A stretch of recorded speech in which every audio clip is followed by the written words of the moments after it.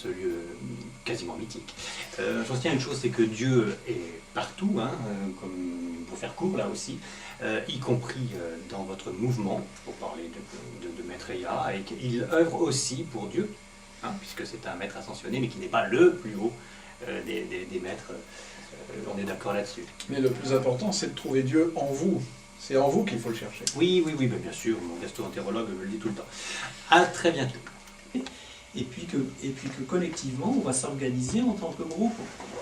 En astrologie, on dit que l'ère du Verseau, c'est l'ère du groupe, c'est l'ère de la conscience de groupe. Oui, mais excusez-moi, je vous répondrai très rapidement que cette notion d'ère du Verseau est une notion un petit peu étrangère à l'astrologie, si vous voulez. Elle est apparue à la fin du XVIIIe siècle, hein, et en fin de compte, elle est apparue surtout au XXe siècle, en réalité, hein, avec Paul Lecourt, 1937, etc. Donc, si vous voulez, elle est un petit peu en porte-à-faux, cette notion d'ère, avec la pensée astrologique normale. Elle n'est pas du tout attestée dans la littérature astrologique médiévale, ou de la Renaissance, ou de l'Antiquité. Et donc finalement, c'est vrai qu'elle vient un petit peu, excusez-moi, enfin moi je suis pas un partisan du tout de cette théorie. Les informations qu'on donne, nous, elles ont certaines sources. Ces sources sont postérieures au Moyen-Âge, puisque principalement l'existence des maîtres de sagesse a été remise sur la table par Blavatsky à la fin du 19e. Voilà. Et ensuite a été explicité davantage par Alice Bailey au début du 20e. Et c'est de ces sources-là, oui. C'est cette description voilà. du Verseau-là que nous on peut... Voilà, mais ça c'est une forme d'astrologie nouvelle, qui est une astrologie bis. Au départ, il y a plusieurs formes d'astrologie, si vous voulez. Cette astrologie des grands cycles de 2160 ans, c'est pas là, moi je vous parlais plutôt d'une astrologie avec des cycles de quelques années, etc. C'est de 7 ans, ou de 15 ans, ou de 30 ans. C'est vrai que l'astrologie contemporaine a été envahie, effectivement vous avez raison de le dire, probablement en effet ça peut être dû aussi à la théosophie, qui a développé cette théorie inspirée par l'Inde, d'une certaine manière, les grands âges, etc.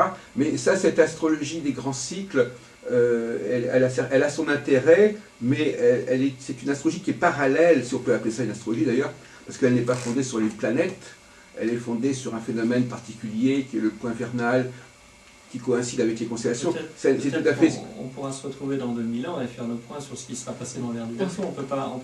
Non, mais de toute façon, je ne conteste pas qu'il puisse y avoir l'ère du Verseau. Sur la deuxième chose que vous aviez dite, je vais vous faire une réponse assez personnelle. Vous disiez qu'on prend des risques à mettre en avant ce mouvement de Voix des peuples actuel parce que ça va se retourner, ça va changer, etc. C'est vrai que ça fait longtemps qu'on parle de la Voix des peuples, parce que je suis tout à fait d'accord avec les exemples que vous avez donnés. On aurait pu rajouter celui de l'Amérique du Sud aussi, et puis de l'Afrique du Sud aussi. Mais c'est quelque chose que Maitreya annonce depuis longtemps et qui, selon nous, prend de l'ampleur. Alors, est-ce que effectivement c'est la bonne foi? Est-ce qu'il n'y aura pas de retour en arrière? Moi, je ne le sais pas. Je peux juste vous témoigner une expérience personnelle par rapport à ce que peut annoncer le Maitreya ou le maître de Benjamin Crème, et ça a un rapport avec l'économie. En 1988, il a dit, Maitreya, donc ça a été publié par des journalistes anglais qui ont interviewé à l'époque un proche de Maitreya, hein, donc encore une fois à l'époque où Maitreya donnait des conférences à Londres, il a dit que des choses comme qu'est-ce que c'était encore la bombe atomique? Les forces du marché étaient plus dangereuses que le bombe atomique. Voilà. Moi j'ai une formation d'économiste, et à l'époque en 1988, replongez-vous, c'était juste au début de la fin du communisme, dire tout d'un coup que ces forces du marché c'est plus dangereux qu'une bombe atomique, je me suis dit, quand même il exagère, qu'est-ce qu'il veut dire? Ben, aujourd'hui on se retrouve, je ne sais pas combien d'années après, 25 ans à peu près, ça paraît assez évident que ces forces du marché, elles sont en train de nous mener vers une guerre, ou vers, si on les suivait aveuglement. Et il disait que c'est parce qu'on les suit de façon aveugle. Hein. Elles sont aveugles. Donc on verra. Moi, mon expérience, c'est que ce que dit Maitreya, ça peut prendre du temps, mais ça se passe. C'est une expérience personnelle. Je peux que vous la partager. Et... à vous de voir, on ne peut pas savoir ce qui va se passer dans 2 ans, dans 1 an, nous on ne peut pas savoir. On verra. Prenez-le comme hypothèse. Je reviens là-dessus, sur cette émergence de Maitreya, parce que on dit dans l'histoire des mouvements religieux, New Age, qu'il y a, par exemple, le comte Saint-Germain était présent à côté du Christ, à la Révolution, qu'il aurait aidé également Shakespeare à écrire ses chefs-d'œuvre. Il y a aussi la présence. Et il y a aussi des personnages aujourd'hui qui se disent révéler la parole de Saint-Germain. Hein. Donc, pourquoi faire forcément un phénomène de conscience qui monte, l'appliquer à l'émergence de Maitreya? Parce qu'on peut être ouvert à d'autres choses, des visionnaires. Cette histoire Ils ne sont pas seuls, hein. Maitreya vient pas seul, hein. Il faut que ce soit bien clair. Bon, lui, Luc l'a lu, hein, c'est le leader d'un groupe de maîtres de sagesse qui s'apprête à faire connaître l'humanité.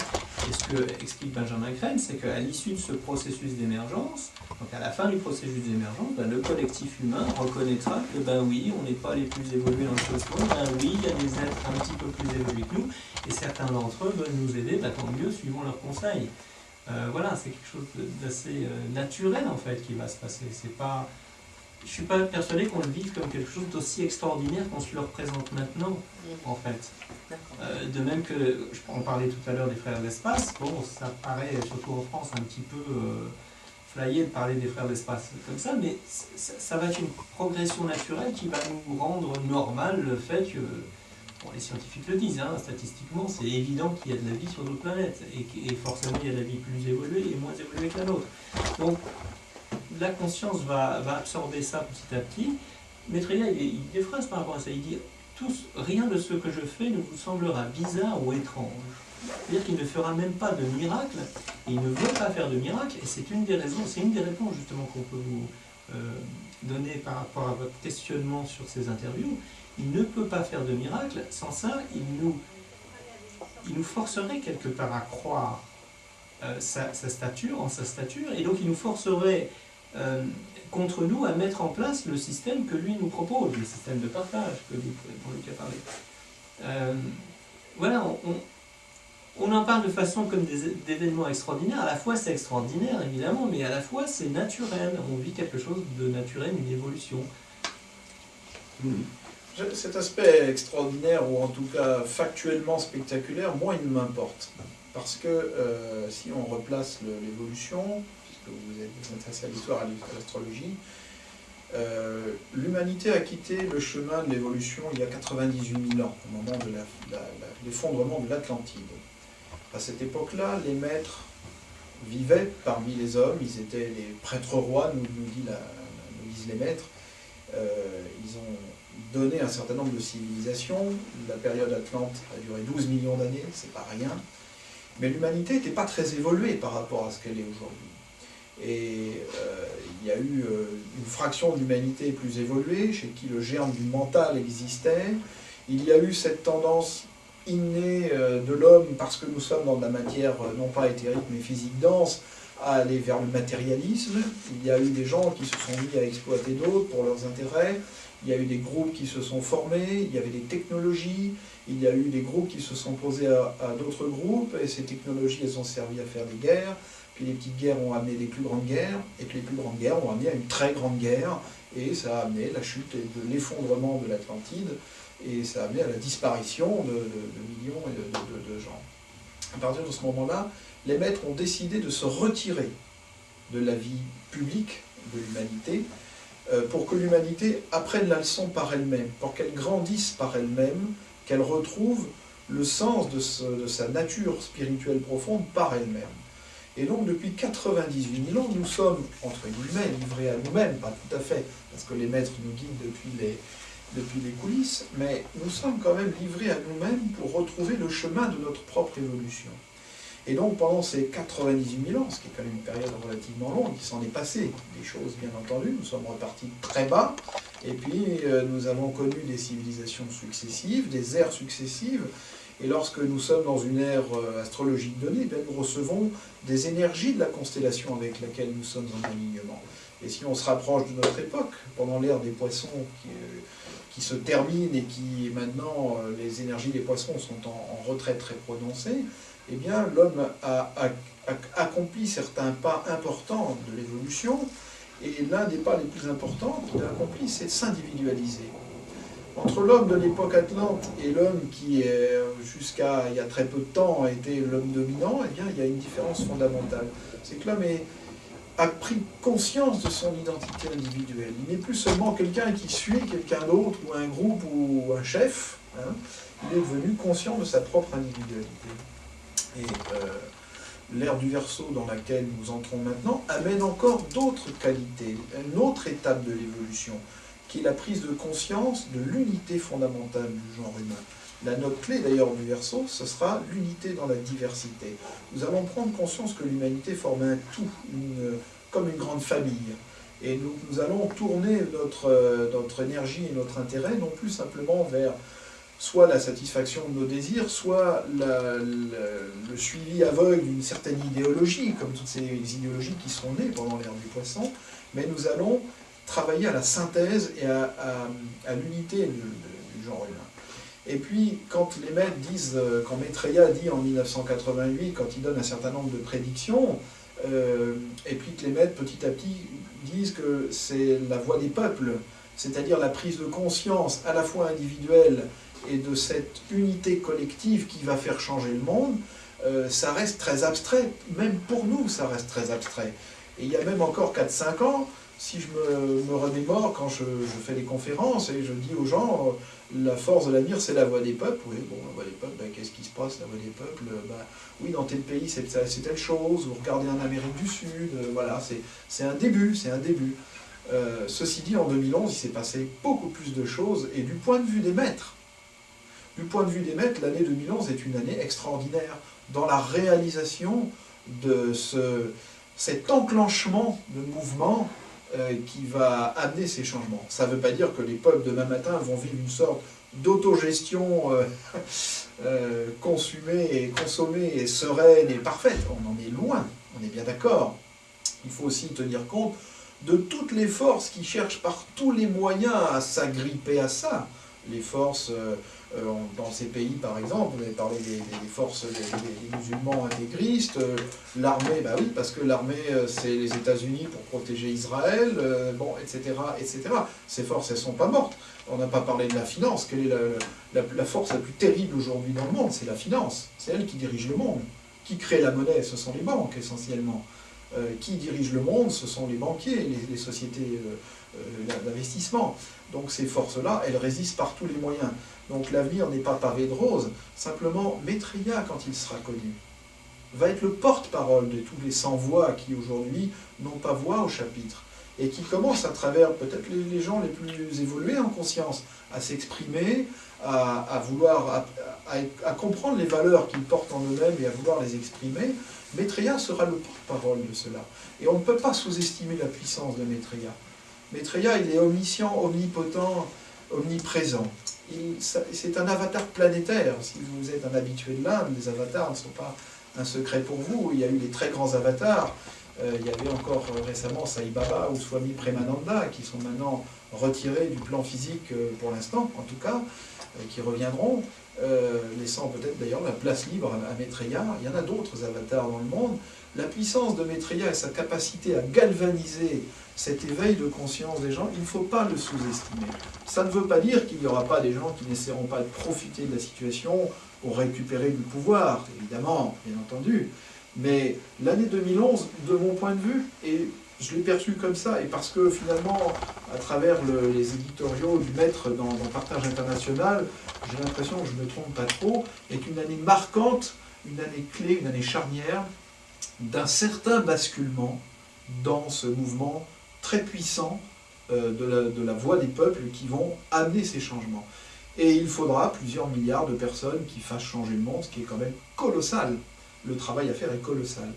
Ça ne veut pas dire qu'il ne va pas y avoir ici ou là une récupération, ça ne veut pas, bien sûr que non. Mais encore une fois, l'autogestion des peuples, c'est pas pour demain matin. Et chaque pays de surcroît, ayant lui-même sa propre énergie, sa propre qualité. L'Inde est un pays qui est influencé par le premier rayon notamment. C'est pas le même que la France. Les formes de gouvernement varieront d'un pays à l'autre. La forme d'expression de la voix des peuples variera d'une région du monde à une autre. Donc ce n'est pas quelque chose d'uniforme qui va se créer. Encore une fois, c'est l'unité du genre humain, mais dans la diversité des expressions. Eh bien, l'année 2011 a été quand même une année charnière de ce point de vue-là. Ça ne veut pas dire qu'à partir d'aujourd'hui, tout va être rose, bien entendu. Je vais, excusez-moi, poser une dernière question parce que je dois vous quitter à 12h30. Je voulais dire, pourquoi vous dites que vous n'êtes pas attaché, c'est pas vraiment un mouvement, mais vous êtes quand même le représentant dont Benjamin Crème s'est fait le porte-parole de Maitreya. Pourquoi ne pas donner l'accent plutôt sur les phénomènes ou ce genre de choses, sur l'évolution de la conscience? Quelle est votre démarche à ce point de vue pour faire travailler chaque individu de sa propre conscience?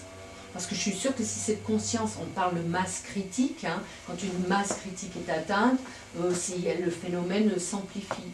Et pourquoi pas justement travailler individuellement sur les consciences? Et à ce moment-là, les phénomènes se multiplieront. Moi, je suis persuadée que c'est pas en regardant le ciel et en voyant 1000 étoiles briller différemment que les gens vont dire « il arrive », mais c'est plutôt en disant « je fais grandir ma conscience pour permettre cette arrivée ». C'est les deux, c'est encore une fois, c'est les deux. Les gens ont besoin, certaines personnes ont besoin, en sont à un stade où elles ont besoin de travailler sur elles, de s'ouvrir par l'intérieur à l'amour, etc., aux énergies divines, et puis d'autres en sont où elles ont besoin de signes extérieurs pour que leur mental accepte l'idée qu'on n'est peut-être pas seul. Là, il faut tout pour faire un monde, comme disait ma grand-mère, c'est pas exclusif les uns de l'autre. Et par rapport à votre question, il y a un bouquin qui s'appelle Les lois de la vie, qui est une compilation des enseignements de Maitreya, dans lequel vous avez des chapitres consacrés justement à l'évolution intérieure, parce que lui il appelle l'art de la réalisation du soi, c'est-à-dire comment, et il donne certains préceptes, hein, il nous donne certaines guidances pour travailler sur ce domaine-là, comment arriver à vivre une vie qui soit davantage imprégnée par le soi, qui est l'être que nous sommes au fond de nous-mêmes. Hein? Donc bon, c'est peut-être pas le lieu ici de redonner des enseignements, mais ces enseignements existent et nous on les diffuse aussi. Et en même temps, il faut reconnaître que dans cet ensemble d'enseignements, ce corpus d'enseignements que Maitreya a pu donner au fil des années, eh bien, la part, c'est étonnant, mais la part économique de ce qui relève de l'économie domine. Parce que, Luc l'a dit, hein, notre première difficulté pour vivre en tant que soi, pour arriver à vivre en manifestant l'amour, en manifestant la joie, en manifestant l'intelligence divine, ce que nous sommes au fond de nous-mêmes, le premier frein, c'est l'économie, c'est la façon dont on se répartit les richesses, c'est notre avidité, c'est notre égoïsme, c'est des choses très concrètes, très psychologiques et matérielles, qui se traduisent matériellement par des systèmes économiques fous, hein, comme je disais tout à l'heure, plus dangereux qu'une bombe atomique. Donc le travail, il est à faire sur tous les plans, il ne faut pas les opposer. Et nous, on ne peut que relayer que les enseignements que Maitreya a donnés et dire, oui, il a peut-être passé les 3/4 de son bouquin sur l'aspect extérieur de la vie, parce que ça fait partie, la vie, elle fait partie de la spiritualité. Les maîtres ne font pas, nous on fait une différence entre la vie spirituelle et la vie matérielle, mais les maîtres ne font pas cette différence, puisque le but de la vie, c'est d'arriver à manifester la divinité que nous sommes sur Terre, donc de ne plus faire de différence.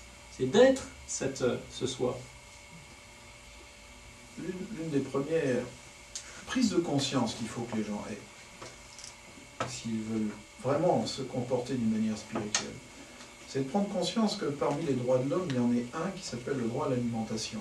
Et à l'eau. Et qu'aujourd'hui, plus d'1 milliard de personnes souffrent de malnutrition chronique et des millions de personnes meurent de faim littéralement. Sachant qu'il n'y a pas de pénurie de ressources alimentaires dans le monde. Les maîtres disent qu'il y a même 12% de surplus par tête d'habitants, alors qu'on a dépassé les 7 milliards d'habitants sur Terre. Un pays comme l'Inde, par exemple, où il y a quand même 600 millions de gens très pauvres, qui souffrent donc de malnutrition chronique ou permanente, est un pays exportateur net de denrées alimentaires. Il faut comprendre que la faim est quelque chose de structurel qui est lié à notre structure économique. Aujourd'hui, pour manger, il faut avoir un pouvoir d'achat. Si vous n'avez pas de pouvoir d'achat, vous ne mangez pas.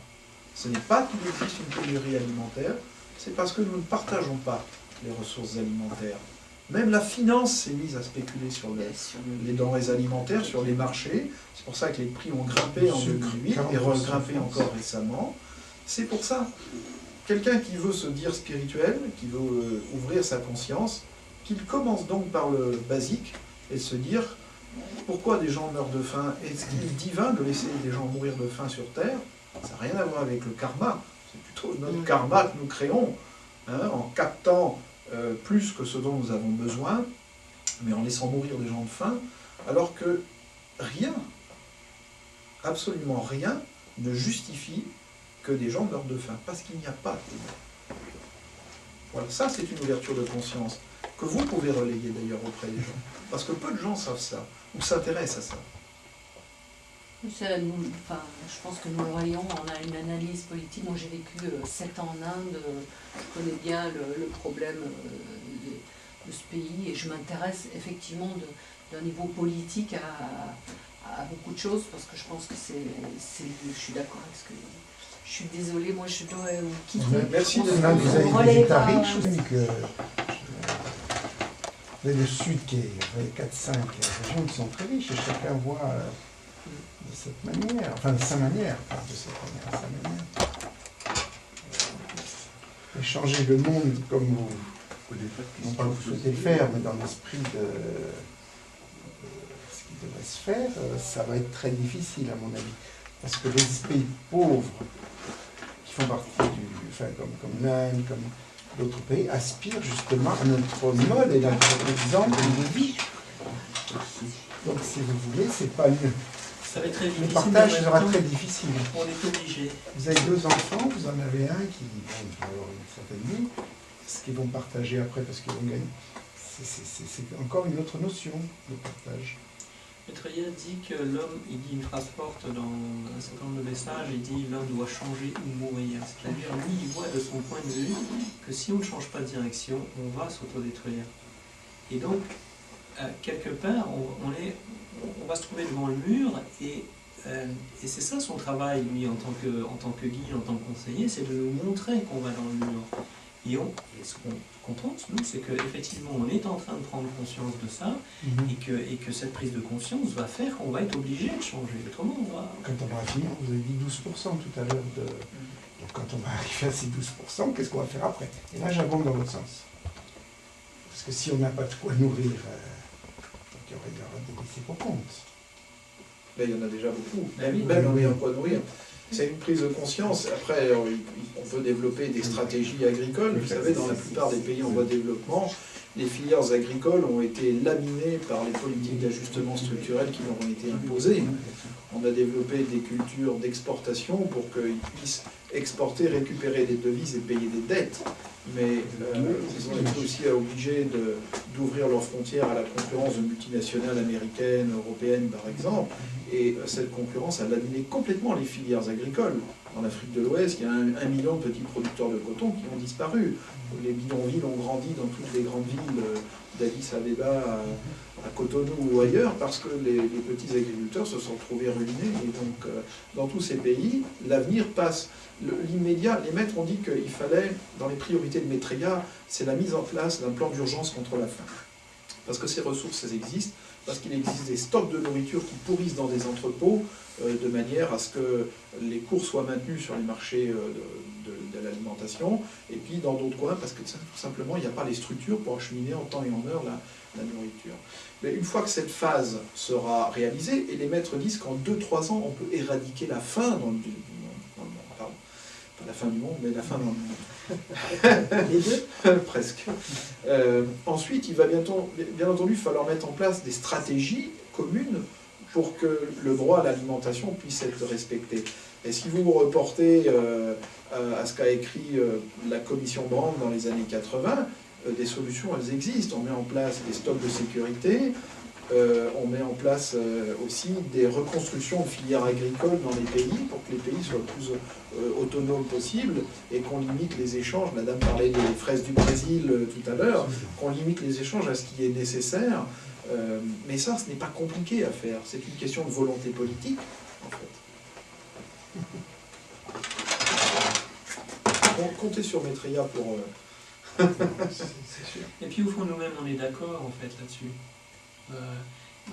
Si on regarde la Déclaration universelle des droits de l'homme, donc tout le monde est d'accord, tous les pays l'ont signé, on est d'accord pour que chacun ait à manger, on est d'accord pour que chacun ait un toit. Ça, c'est tout l'idéal justement qu'on a intégré dans cette ère des poissons, hein, très idéaliste. Et ben, ce qu'on va faire dans le verso, c'est qu'on va l'ancrer dans la matière. C'est ça que Maitreya va nous aider à faire. Ancrer nos idéaux. d'idéaux, on les a déjà, donc ça peut être... Mais ces révolutions dont vous parliez tout à l'heure, ces révolutions rares, n'aboutissent pas à une démocratie. Au contraire, elle va aboutir à plus de misère, à mon avis, dans la mesure où ce sera l'islamisme, et non pas l'islam, l'islamisme, qui va être prépondérante, et donc ça fait encore... Wait and see. Wait and see. Wait and see. Il va y avoir des difficultés. Bien sûr, il y aura des sursauts et des hauts et des bas, et bien sûr, bien sûr. Et nous, on voit, c'est quand même, les maîtres, il faut voir qu'ils vivent hors du temps. Hein, ils ne sont pas incarnés, donc ils vivent hors du temps et de l'espace, et eux, ils voient les grandes évolutions de l'humanité. C'est pas une critique des maîtres que j'ai mais c'est la réalité de ce qui se passe par rapport aux hommes. Ouais. Mais je pense que quand on analyse l'actualité mondiale de façon très proche comme ça, mois après mois ou année après année, on a une vision année après année, mais eux voient une vision quand même beaucoup plus large. On s'aperçoit qu'en géopolitique, il y a des groupes. Il y a ceux qui prennent d'un côté, puis les autres pays qui parlent de l'autre. On s'aperçoit justement ces antagonismes de plus en plus. Cette séparation, je veux dire, le monde occidental qui est très mal vu, mais enfin, on s'y rapproche quand même, comme l'Inde, qui se veut neutraliste, enfin, qui se rapproche quand même de l'Occident par rapport à des dangers qu'ils peuvent avoir à leurs frontières. Il y a les sphères dirigeantes et il y a les peuples. Il y a les... Ah oui, je suis d'accord. Quand on dit les sphères dirigeantes ont quand même un impact. Enfin, oui, ils ont mais elles vont perdre, c'est ce que le monde dit, petit à petit. D'accord. Je vais revenir sur une expression que vous avez utilisée, la notion de porte-parole. Vous avez dit à un moment donné que... alors, c'est une notion qui est assez ambiguë, parce qu'effectivement, tous les chefs se présentent comme étant des porte-parole du peuple, à titre ou un autre. Même Kadhafi était le porte-parole de son... Donc, si vous voulez, cette notion de... Je veux dire qu'il faut faire attention à un certain nombre de... Il y a des terminologies qui sont à double tranchant, parce qu'effectivement, si on dit, à un moment donné, le peuple s'exprime, alors déjà, le porte-parole, c'est celui qui est la voix du peuple, enfin, si on peut dire, si on jouait sur les mots. Donc, effectivement, à ce moment-là, s'il est la voix du peuple, il se substitue au peuple. Donc, et de toute manière, toute forme d'augmentation, Assemblée nationale, Sénat, présidence, etc., c'est toujours le problème de parler au nom du peuple. Il est élu, c'est le suffrage universel, etc. Donc, si vous voulez, cette question-là, ce glissement d'un peuple qui, à un moment donné, se donne un porte-parole, ou quelqu'un qui se prétend pouvoir parler au nom de ce peuple, c'est un peu d'ailleurs le cas de Jean-Luc Mélenchon, quelque part, qui joue pas forcément à tort d'ailleurs, il joue sur cette corde-là, il est l'expression justement d'un tribun populaire dont la cote monte du fait que justement il est la voix du peuple. Mais en même temps, on sait très bien qu'être la voix du peuple, ça aboutit tôt ou tard pas forcément de manière négative, enfin en tout cas ça aboutit à une structure de substitution au peuple. C'est-à-dire que quelque part, les représentants, le mot représentant lui-même veut dire ce qu'il veut dire. C'est représentant, c'est quelqu'un qui représente, qui se met à la place d'eux, qui se substitue à. Hein, l'Assemblée nationale se substitue au peuple français, qu'on le veuille ou non. Et le président de la République se substitue aussi au peuple français. Donc cette notion-là, ça fait partie des rouages tout à fait normaux de nos sociétés. Et je crois que laisser entendre que tout d'un coup, cette loi-là ne va plus être respectée parce qu'on est dans l'ère du Verseau, ou qu'on est dans l'ère... Ça, je crois que de ce côté-là, c'est comme si vous disiez que demain, les gens ne vont plus manger, ou que la nuit ne va plus passer. C'est-à-dire qu'il y a des lois crues. Quelle que soit la validité de cette théorie des airs, il y a des lois fondamentales qui ne vont pas changer. Hein, les lois physiques, les lois naturelles, les lois sociales, même de certaine manière, ne vont pas spécialement changer. La question est de savoir quelle est la marge de manœuvre. Vous avez raison quand vous dites qu'effectivement il y a des problèmes qui se posent de manière beaucoup plus cruciale aujourd'hui qu'hier, ça c'est vrai. Cette question de l'écologie, de l'alimentation, du nucléaire prend des proportions qui n'ont jamais existé dans le passé. Il y a des éléments de ce type-là qui vont dans le sens de la... D'ailleurs je voulais vous interroger justement sur cette fameuse affaire de 2012 justement la fin des temps, enfin je veux dire le calendrier Maya, etc. Enfin, il faudrait peut-être en dire quelques mots à votre façon. Est-ce que, je ne sais pas si vous en aviez parlé déjà l'année dernière, je ne me souviens plus très bien. Oui, sûrement, on en parlait, on nous pose la question tout le temps. Donc peut-être qu'on Vous pourrait savez qu'il y a 15 000 textes mayas référencés. Dans ces 15 000, est-ce que vous savez combien de fois le mot 2012 est mentionné? Devinez? 2 fois. Oui.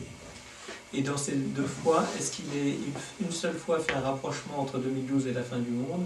0 fois. Donc ce sont des formes pensées collectives, et ça montre bien comment l'humanité vit dans son esprit comme ça, hein, parce qu'un auteur un jour a écrit un bouquin à sensation là-dessus, et après des médiums se mettent en contact avec des formes pensées. Ce sont des formes pensées astrales qui existent, c'est de la matière astrale. Et des gens se raccordent à ça, et on fait des films, et on se fait un égrégore énorme, et on finit par inventer n'importe quoi. Alors, ça ne veut pas dire que 2012, c'est vrai que c'est la fin du calendrier Maya, parce qu'ils ont dessiné un calendrier qui s'arrête en 2012, parce que ça correspond à des cycles de 400 ans, qui sont leurs cycles, etc. Et que ça correspond à la fin d'une ère, et c'est un peu la réalité. Voilà. Mais donc, c'est pas la fin du monde.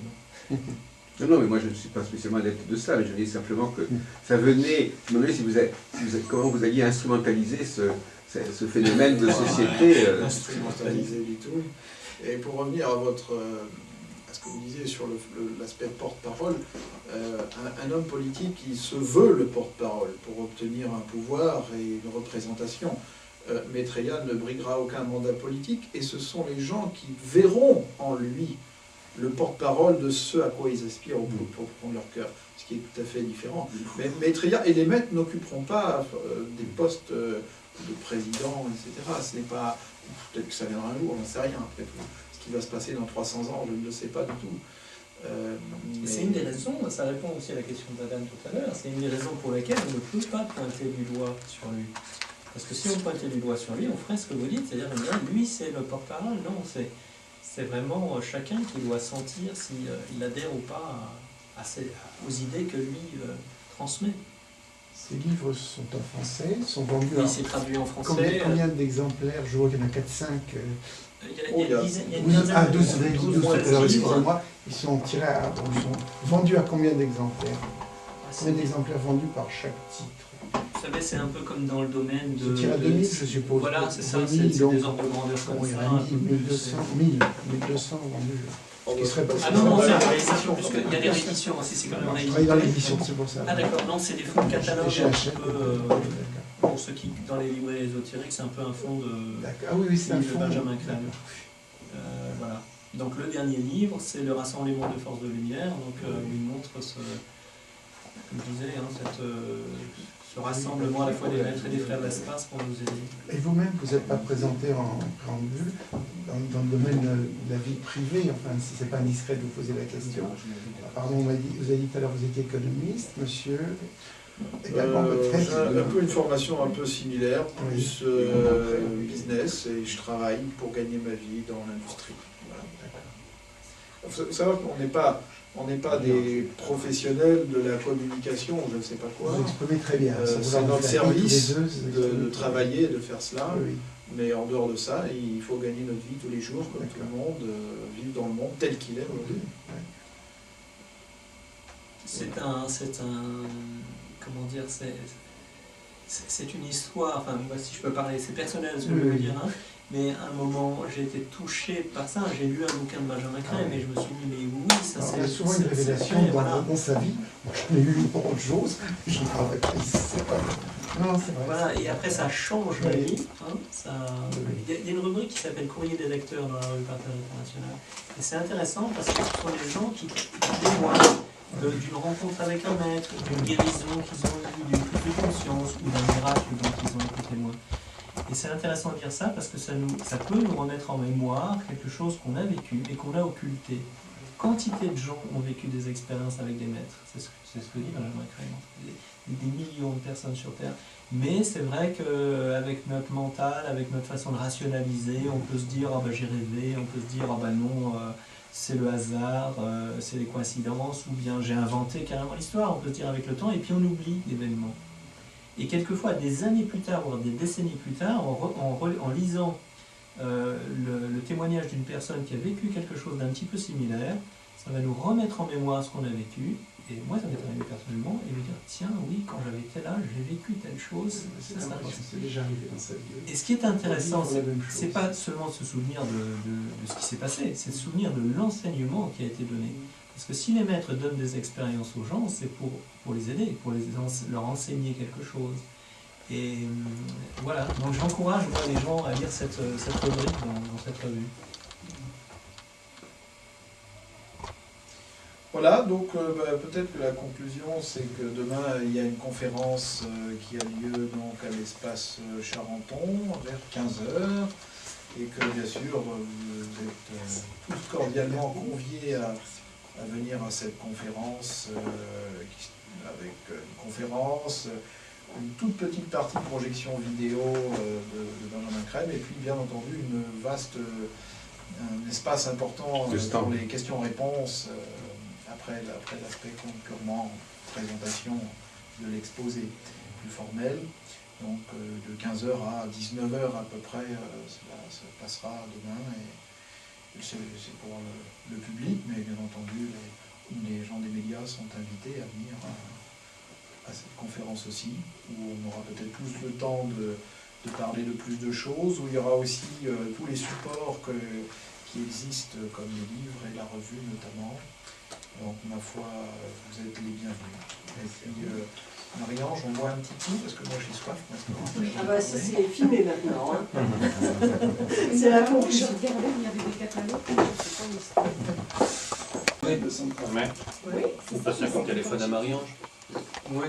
Moi, côté d'Olivier Danès et de Luc Guillaury. Très bien. Ah, je ne suis pas trompé, mais c'était marqué sur le petit dossier de presse.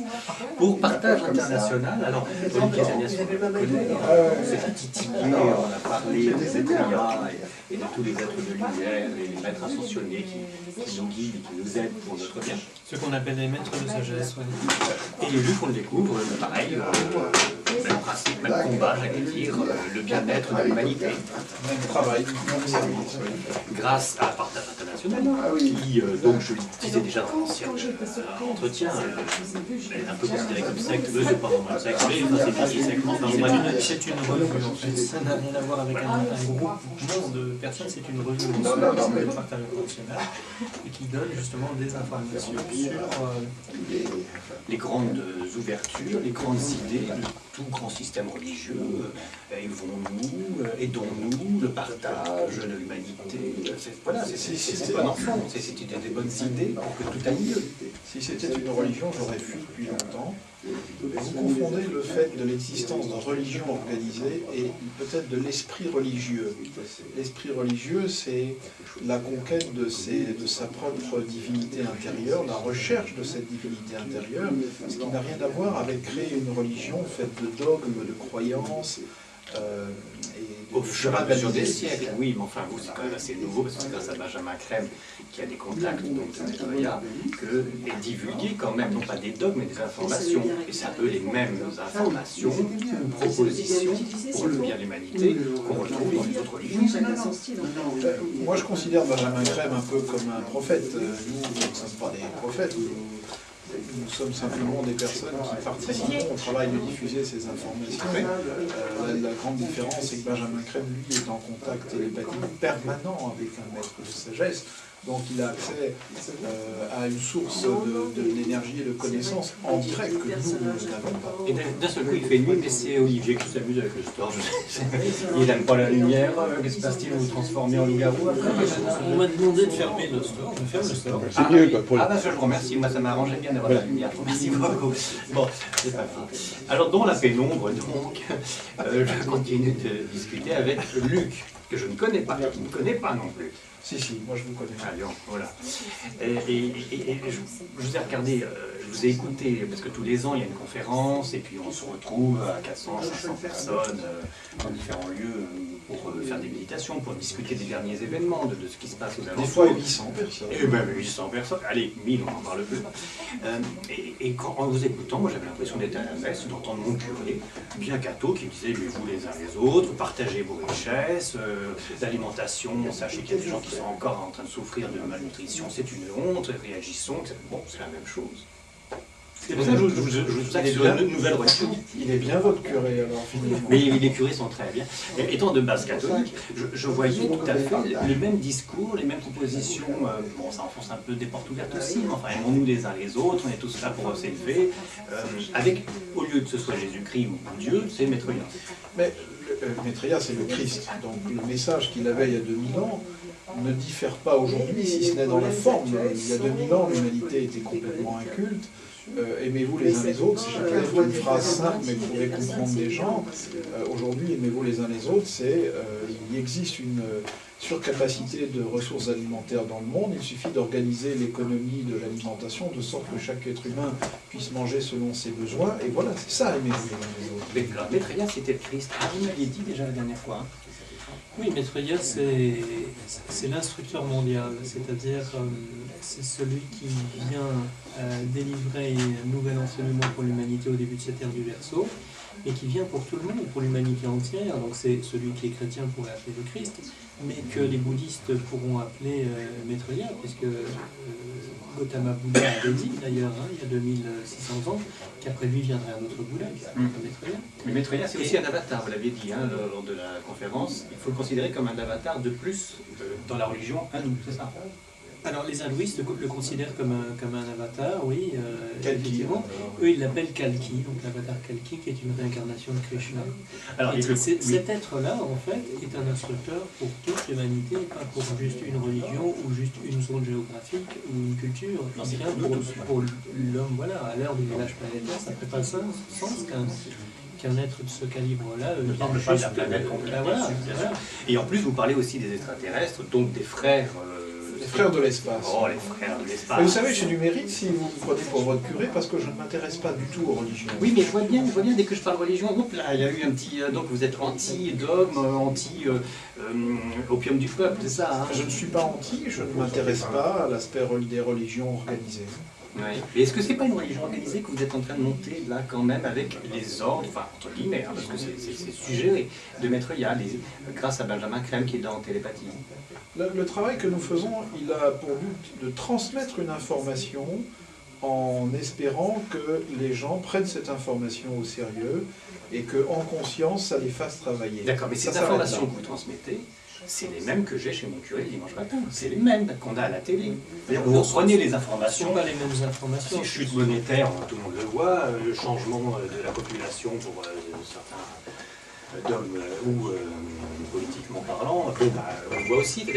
C'est des informations qu'on a tous et vous donnez les mêmes informations vous aussi. C'est-à-dire, bon, agissons, progressons, nous sommes tous unis. Enfin, c'est ce qu'on retrouve dans tous les livres, dans toutes les religions.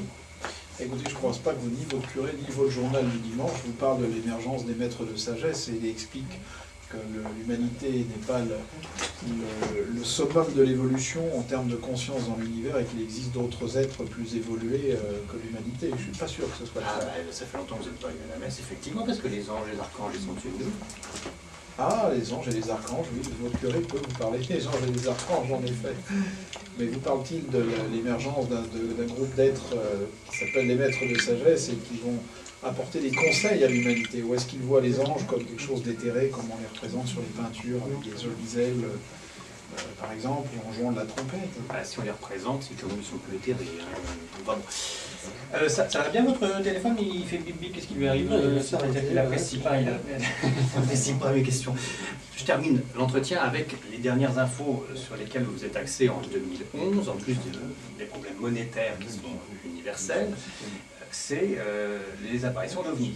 On en parlait juste avant de le mettre C'est en la marche. multiplication des phénomènes inexpliqués qui sont destinés à ouvrir petit à petit la conscience humaine à la réalité d'autre chose que ce qui nous focalise l'attention en permanence et les choses matérielles. Et qui sont, selon ce qu'on nous dit, un signe supplémentaire de l'arrivée de cet être. Vous savez que dans toutes les religions, On dit que... Ah, les religions. Oui, non, mais les religions ont toute cette notion qu'à leur origine il y avait un instructeur, bien sûr, et que cet instructeur doit revenir lui-même ou un proche. Hein. On parlait du Bouddha tout à l'heure, qui annonçait, non pas son retour à lui, mais celui de Maitreya. Et toutes les religions, ou les grandes ou petites, hein, ont cette notion aussi que ce retour doit être précédé de signes annonciateurs. Donc ces ovnis, Ces signes annonciateurs, dernièrement, il y en a beaucoup. il y en a de plus en plus. On reprend au Mexique, en Chine. Voilà, et dans la conférence que donne Benjamin Crème habituellement à Paris une fois par an, si vous étiez venu en 2007, il avait annoncé que là où on voyait un ovni, on en verrait une dizaine, ou 20, ou 30, que là où on en voyait 10, on en verrait une centaine, et que là où on voyait 100, on en verrait des milliers. Bon. Et c'est ce qui est en train de se produire à l'heure actuelle. C'est des signes qui nous obligent à prendre conscience qu'il n'y a pas que la race humaine qui existe dans l'univers. On va les faire. Alors, oui, parce qu'il y a plusieurs phénomènes d'ovnis. Alors là, il y a le Mexique, la Chine. Maintenant, c'est pas un seul. Il y a une multiplication de objet. ces phénomènes. Il y a le fait qu'on les voit maintenant en très grand nombre, qu'au lieu de voir un ovni, on en voit des dizaines, des centaines, des milliers. Au Mexique récemment, Des milliers au Mexique. 1500 ovnis dans le ciel en plein jour. Ils sont de moins en moins discrets. Donc, Ils sont de moins en moins discrets, ils prennent des formes de plus en plus extraordinaires, comme en Chine. Vous savez qu'en 2011, il y a 2 aéroports à 2 moments différents de l'année qui ont fermé pendant plusieurs heures, le temps que les ovnis qui les survolaient veulent bien s'en aller. Donc ça a été filmé par les journalistes, ça a été montré aux actualités en Chine. Là-bas, c'est pas aussi tabou qu'ici de parler de tout ça. Ce sont des phénomènes qui se multiplient, qui prennent des formes de plus en plus variées, de plus en plus multiples, de plus en plus étonnantes.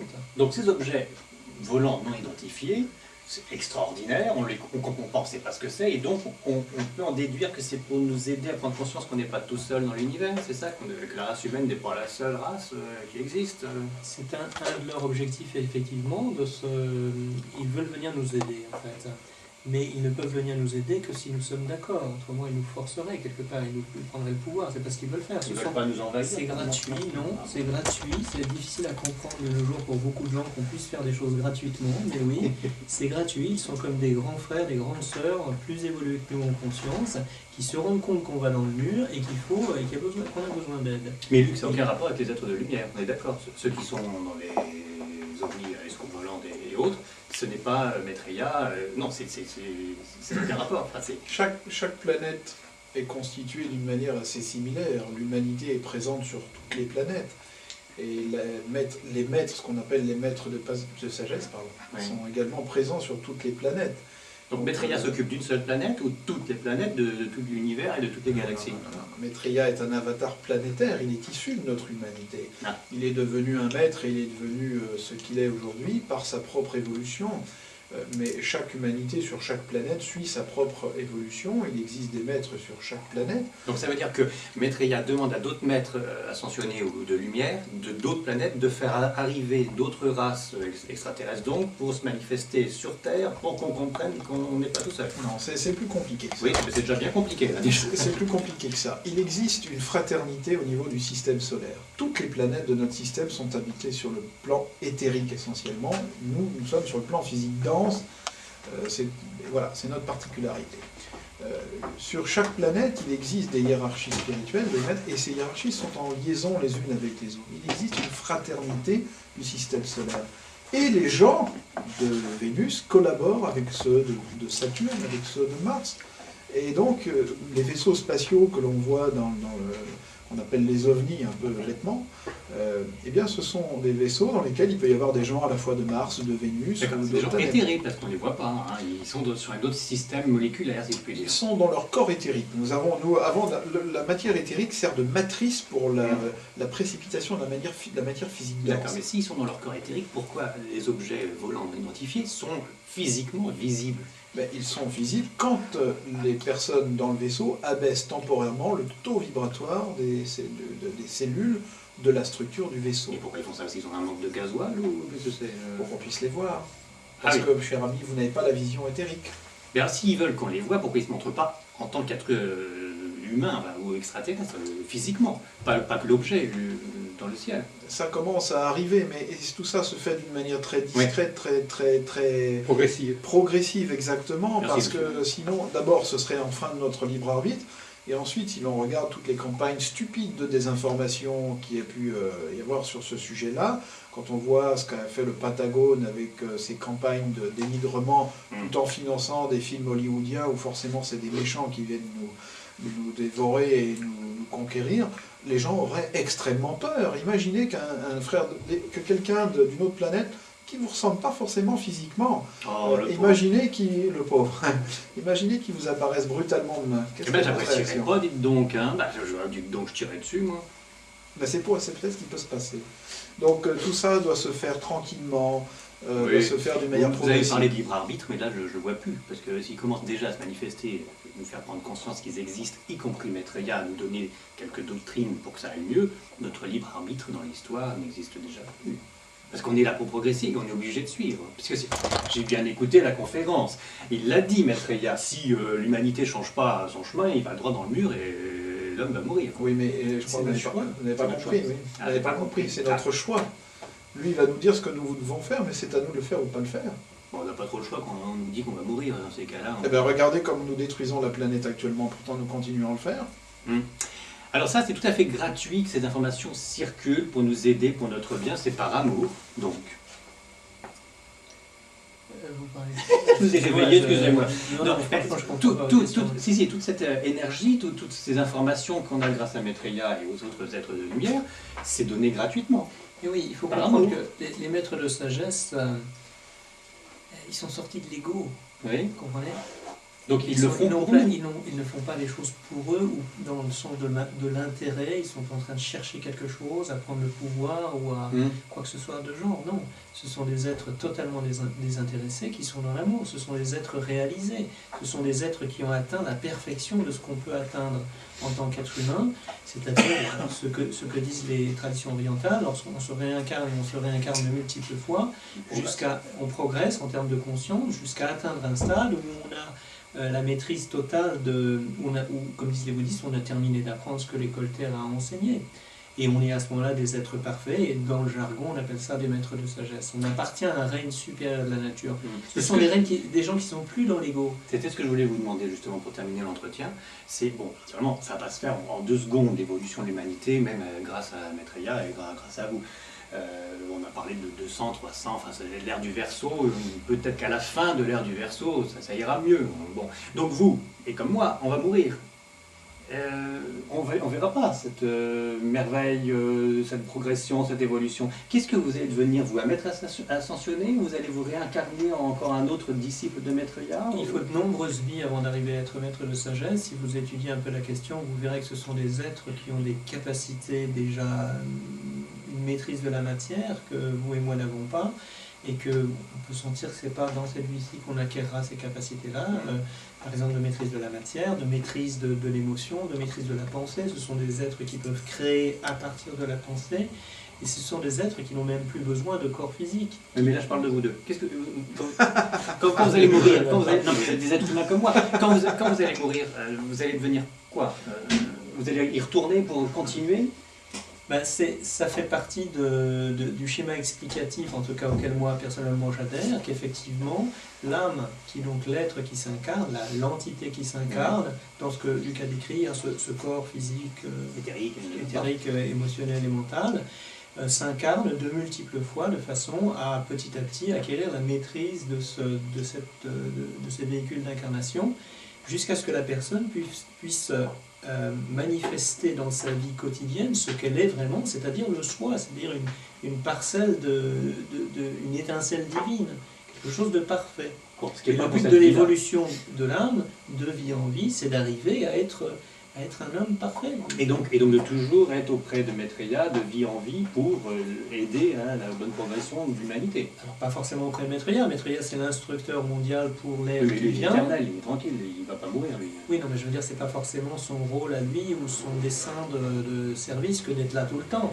Lui, il va remplir son rôle en tant qu'instructeur mondial, c'est prévu pour l'ère du Verseau, Ouais. et ensuite il va continuer son évolution là où il doit la continuer.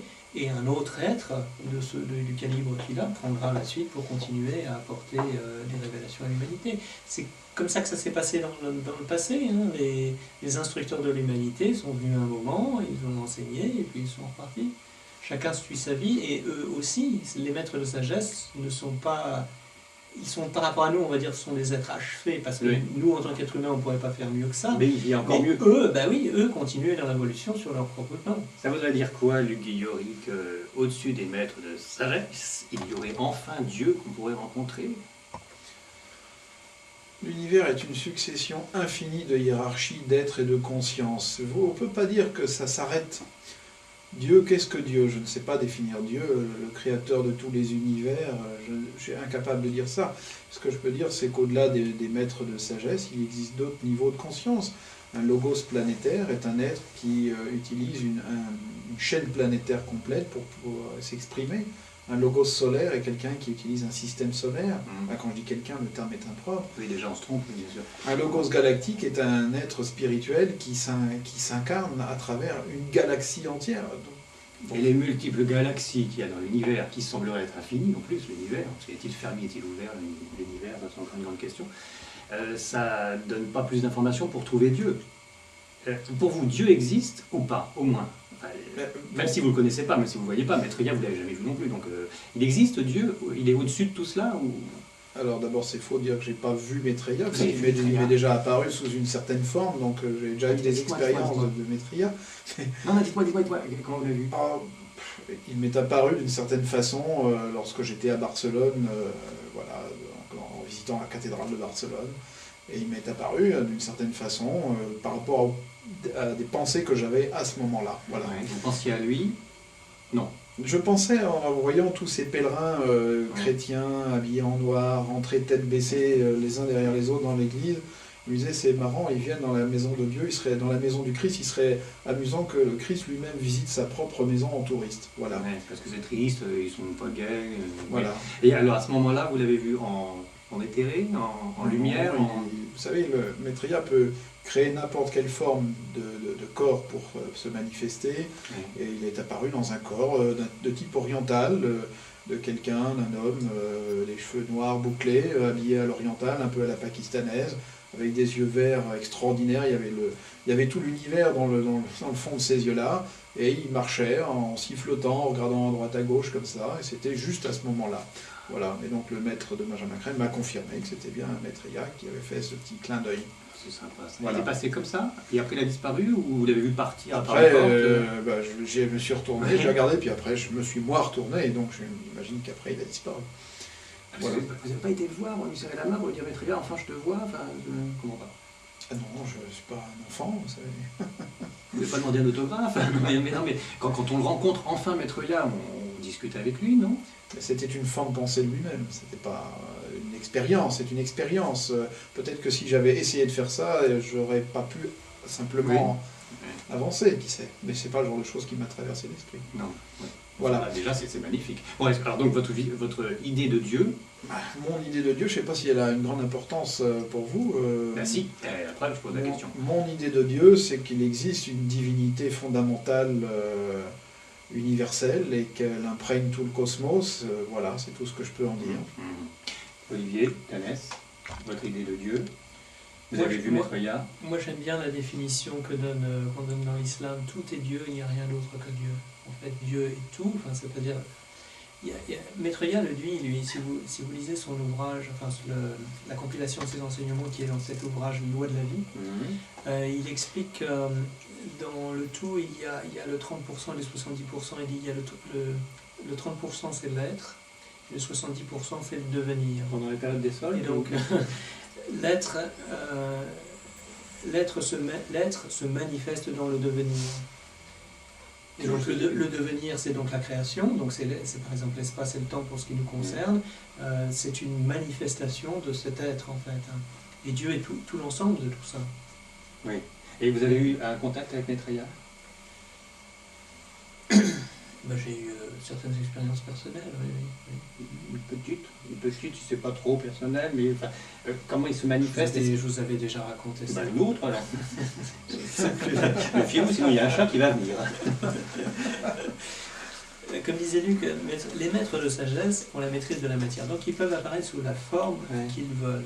Donc, sous la forme d'un enfant, d'un Et on le reconnaît à vieillard. travers ses yeux. Enfin, on reconnaît que c'est lui. c'est Et ça. s'il se manifeste, c'est pour donner une expérience aux gens, et ça peut être par exemple pour les guérir, apporter une guérison, ça peut être mais c'est aussi pour apporter une prise de conscience. C'est quelque chose qui va aider la personne sur le chemin. Les maîtres aident beaucoup de gens comme ça. Et oui, moi ça Donc, m'est vous arrivé aidez. aussi. Il vous a aidé personnellement? C'est des petits détails. Il vous remonte le moral, enfin, et voilà, il dit qu'il vous Des suit. personnes. Il faut lire le courrier des lecteurs. Dans la revue Partage International, il y a une rubrique qui s'appelle Courrier des lecteurs. Et c'est intéressant de la lire parce que ça permet... Il y a pas mal de témoignages, oui. De la lorsque présence. vous lisez le témoignage de quelqu'un, ça peut vous remettre en mémoire quelque chose que vous avez vécu vous-même et que vous avez écarté. Parce qu'on vit. Quand je dis on, c'est la plupart des gens vivent quantité d'expériences qu'ils mettent de côté, leur mental met ça de côté en disant j'ai rêvé, ou bien j'ai inventé l'histoire, ou bien c'est le hasard, c'est la coïncidence. Et en fait, on écarte la chose et on l'oublie. Oui, mais Et c'est dommage. c'est dommage. Et donc relire le Relire les témoignage témoignages, de quelqu'un, vous savez que les ça nous témoignages, revient. au bout de 10 minutes, c'est déjà faussé dans l'esprit humain. On en rajoute, on enlève des choses. Hein. Donc on peut aussi mettre du miraculeux qui n'existait pas au moment où on l'a vécu. Peu importe. Si ça vous réveille quelque chose, c'est ça le but. C'est pas le cas en l'occurrence dans la revue Partage International, puisque les courriers des lecteurs qui sont publiés sont publiés par Benjamin Crème, qui, comme vous le savez, est en contact avec un maître de sagesse. Et ce maître lui confirme la réalité de ce qui a été vécu et qui est donc publié. Mais peu importe, à l'extrême, même si c'était une expérience inventée par la personne, si elle vous la raconte et que ça vous réveille une expérience réelle, tant mieux pour vous. Tant qu'à faire, oui. Et ce qui va, et avec l'expérience, ce qui est important, c'est l'enseignement qui va avec. C'est ce que vous avez, ce que vous auriez peut-être pu recevoir comme enseignement, mais que vous avez écarté parce que vous avez oublié, vous avez mis de côté. Qu'importe le flacon pourvu qu'on ait gloire. Vous voulez le dire comme ça? J'essaie de faire court. Et Luc Guillory, oh il est revenu, mais il est reparti. Merci à tous les deux, Luc et Olivier. Je retiens une chose, merci à vous, merci d'avoir reçu dans ce lieu quasiment mythique. Je retiens une chose, c'est que Dieu est partout, hein, comme pour faire court là aussi, y compris dans votre mouvement, pour parler de Maître Eya, et qu'il œuvre aussi pour Dieu, hein, puisque c'est un maître ascensionné, mais qui n'est pas le plus haut des maîtres. On est d'accord là-dessus. Mais le plus important, c'est de trouver Dieu en vous. C'est en vous qu'il faut le chercher. Oui, bien sûr, mon gastro-entérologue me le dit tout le temps. À très bientôt.